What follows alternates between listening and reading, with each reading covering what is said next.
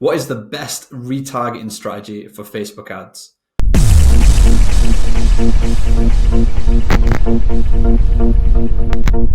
Hey everyone, welcome to a new video. My name is Chris Wayne, and in this one, I'm going to be showing you how to set up your Facebook retargeting. It's really important that you get this set up correctly, because if you don't, you're going to be leaving a hell of a lot of money on the table, and you don't want that. I wish I knew about this when I first started, but this is what completely changed it for me. This is how you end up getting those 4 times, 5 times, 6 times return on advertising spends. You know, I've seen thousands and thousands worth of extra profit because of retargeting within Facebook. And sometimes it was even the difference between a profitable campaign and a campaign that was going to make me a loss, just because of that retargeting. If I didn't have that retargeting, I wouldn't have been able to scale the products to as much as I did. Before we get into the content, please can I ask that you drop me a quick like on this video? It really does help with the YouTube algorithm. I know everybody asks for likes and stuff, but that's because it actually does help. You know, I want to grow this channel. I want to reach more people, and your support really does help me out. So if you're finding the content useful that I put on the channel, please drop me a like. It really, really does help me out, and I really do appreciate it.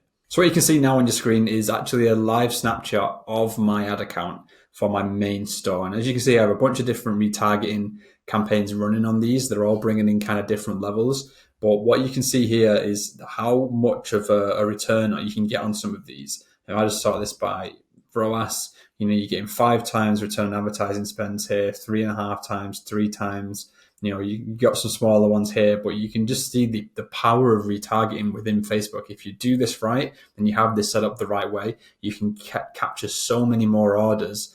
As you can see here, you know, £1,700 spent, 8.5 grand come back just from one retargeting campaign, just for one product. Got another one here, 2,700 spent, 9.5 grand back. It's really crazy, kind of the sort of numbers you can actually see coming out of these retargeting campaigns. So to get all of this set up, the first thing you need to do is you need to start creating your custom audiences. Retargeting, the foundation of retargeting, all comes from the data that you're collecting through your pixel. So you can retarget a bunch of different parts of the funnel. You can retarget people who've watched your video. You can retarget people who have visited your product page. You can retarget people who have done add to cart, initiate, checkout, purchased. You know, there's all those kind of ones there, but you can also retarget people who have commented on your post. You can retarget people who have engaged with your page. You can retarget people through time spent on your website. You know, there's a bunch of different retargeting methods you can do, but there's a very set one that I like to use, especially at the beginning when you first start launching the products and when you first start seeing that traction with the sales. So the first thing we need to do is we need to create the foundation of this retargeting campaign with the main custom audiences.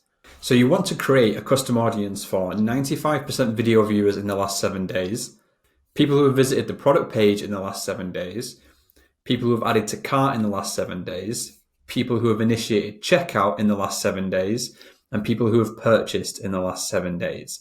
These are the custom audiences we're going to use for the initial retargeting strategy. So head over to the audiences section of your ads manager. And from here, you want to click on create audience and then custom audience. Now, the first things that I want you to create on this, if you're running a video ad, you want to create a 95% video viewers custom audience. So to do that, what you want to do is you click on video, choose 95% of people who have watched that video, and then you want to choose your video. So if you click this button here, you can choose the videos you want to set up your custom audience to retarget. So let's just say we were going to use this one. We'll click this one and click confirm. So then we can set this as the last 7 days. And the audience name can be 95% video viewers, 7 days. And then when we create the audience, Facebook will start to populate it within your account. So now that we've created the 95% video viewers for the last 7 days, we also want to create the custom audience for people who have visited the actual product page itself. So again, to do that, we're going to go create audience, custom audience, but instead of clicking video, we're now going to click website. From here, we have 2 options. If you're running a one product store where it doesn't really matter what page your customer visits, then you can leave this as all website visitors and then just change this to the last 7 days. If you're running a website that has multiple products on it and you are advertising multiple products, what you need to do is you need to narrow this down a little bit. So we need to drop down all website visitors and we need to click on people who visited specific web pages. From here, what you can do is actually paste the URL or paste the end of the URL with the actual product page on it and paste it into this box here. What this will do is Facebook will then create the custom audience for that specific page. Rather than a bunch of different products across your website, you're now going to have a very specific custom audience built around one product. So once you've done that and you've pasted the URL in, you can type in the product name, whatever that might be, and then you could just do view content 7 days, something like that, and click create audience. Now, because we're going to create multiple of these, what you need to do is come back into this, do exactly the same thing here, but now that we want to create one for an add to cart, we need to include more people. And at this point here, what you can do is you drop this down and you can actually select the add to cart option. So then we'll change this to 7 days. And we also need to change this button at the top where it says any, and we need to change to all. So what this is doing is, it's now looking at people who visited specific web pages in the last 7 days with your URL pasted in here, and people who have added to cart in the last 7 days. So they need to have done both of these two things to appear in that custom audience. They need to have visited the product page and they need to have added it to cart. And then we can just save this, and we'll save this to say add to cart 7 days. Then you would create this audience and it will be in your list. Then you come back into this and we want to do exactly the same thing again here with the URL, the 7 days, but this time we want to change it to initiate checkout.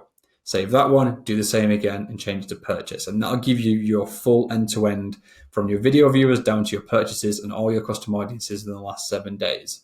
Now, just a side note with this, these events in the custom audience section here will only appear if your pixel has fired with those events. If you haven't had any add to carts on your pixel, then you won't see the add to cart option. Same with the initiate checkout and with the purchase. You need to have fired that at least once for it to have appeared in this list. So if you don't have them yet, just create up to the point you can. And as soon as you get an add to cart, then you can create your add to cart custom audience.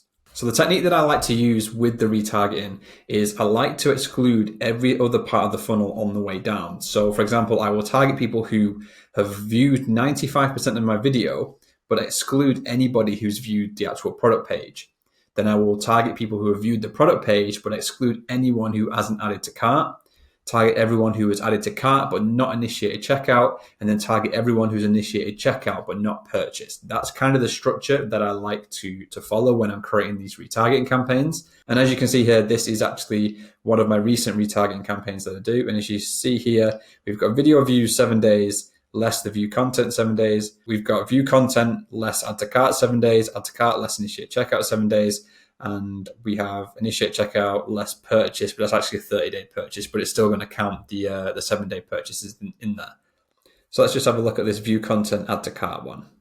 So as you can see here, I'm including people in the custom audience section of the ad set for people who have viewed the content in the last 7 days, but then I'm actually excluding people who have added to cart in the last 7 days. And this is going to allow me to target specifically just the people who have viewed the content but not done anything with it. And the reason I do that is, as you can see on the left-hand side here, I have a video, a picture, and a carousel ad within the actual ad set. So I'm using different kind of ads to recapture that conversion, that purchase. But within each of these sections here, what I'm doing is I'm offering a different kind of incentive to buy. Because at different parts of the funnel, people are actually at different stages of buying. So people who have just watched the video but not visited the product page might not even be really that interested in the product. And it might just take a little incentive for them to come and actually have a look at the product. And at that point, they might actually buy. So when you're targeting people who have watched your video and not visited the actual product page, you could offer them a 10% discount to come and check it out. For people who have viewed the content and not added to cart, you might offer them a 10% discount. You might not offer them a discount. It's all about testing to see what works. And I like to try different things. Sometimes I'll offer 15% across every single part of the funnel because that works really, really well. Other times I haven't offered any discount at all, and that still works well. You just have to try and figure out what works for you and what works for your product. But if you can just create a video, a picture, and a carousel ad within the ad set, that really does work. Generally with the video, what I do is I will do another kind of product video, a bit more of a sort of a native product video, actually just showing somebody use it, maybe something a little bit different to the actual ad itself, not really having any proper text on it or anything like that, just very much somebody using the product, more like a review in a sense. That usually works quite well. For the picture, I usually have the product photo, and that's just to kind of trigger their memory and think, oh yes, I was interested in that, let me go check it out again. And then the carousel is usually reviews, actually customer reviews, product reviews from AliExpress. So I'll just save a picture and I will just use that within the carousel ad and actually just copy and paste the customer's review of the product. And that generally works quite well as well because it's actually showing sort of social proof for the product itself. Within the ad set, I just set it to worldwide 1865 all. It's completely open. There's no interest in there. I'm literally relying on the custom audience itself to bring in those sales. So as you can see on the left here, this is duplicated across every single sort of stage of the funnel. What I like to do is actually have different messages in each one of these. So for example, if somebody's watched 95% of the video but not viewed the actual product itself, I might write a certain sort of message to them saying, oh, it looks like you're interested in this product. Why not come check it out? Here's 10% off. You could do it like that. Somebody who has added to cart but not initiated the checkout, you could go back to them and say, oh, it looks like you added this to cart, but you've not completed your purchase. Did you forget?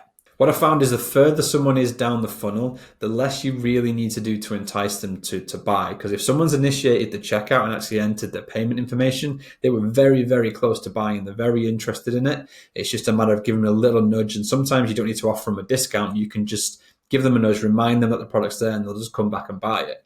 Other people who haven't even visited the product page might need a bigger incentive to actually visit the product page in the first place. Now, bear in mind, your retargeting will only start to deliver once Facebook thinks there's enough people in that custom audience. If you've only been running your product for a day or two and you haven't really had any visitors, then Facebook might not deliver it straight away, but don't worry about that. As soon as Facebook has enough data, it will start to deliver those retargeting campaigns out to your audience. When it comes to the budget of a retargeting campaign, I like to use the campaign budget optimization, and I like to set it at around 10 to 30% of my overall campaign spend.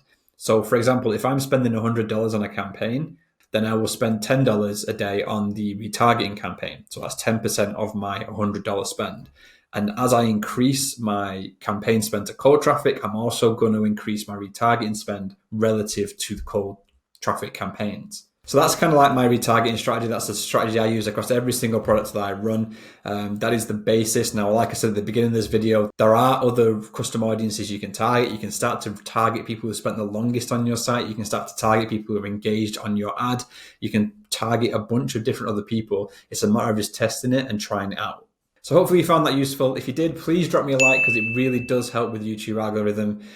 Taking this time out of the day to create this content is hard work. I enjoy doing it, but it's also really nice to get those likes on the videos. It gives me the confidence that you're enjoying the content that I'm putting out, and it makes me want to carry on doing it. If you have any questions about this video, drop them in the comments box below. I'm still answering everything. So if you're unsure about anything in this video, just drop them below and I'll help you out. If you're not already, make sure you join the Facebook Dropshipping Masterminds group. The link to that is in the description. So if you've got any questions, you can drop them in there as well. There's a bunch of people in there who are going to help you out. Everyone's trying to learn this at the same time. So that's a really good community we've got growing at the moment. It's only been around for a couple of weeks, so it is still growing. But the more people we can get in there, the bigger it'll grow and the more help everyone can give each other. And finally, if you're new to the channel or if you just keep watching my videos and you haven't subscribed yet, make sure you hit that subscribe button because it really does help and it keeps me wanting to put this content out. So if you're new, hit that subscribe button, help me out, follow the channel, hit the notification bell as well. More of this content will be coming in the future, so you won't be disappointed. But yeah, that's the end of this one. I hope you found it useful. I'll catch you in the next one.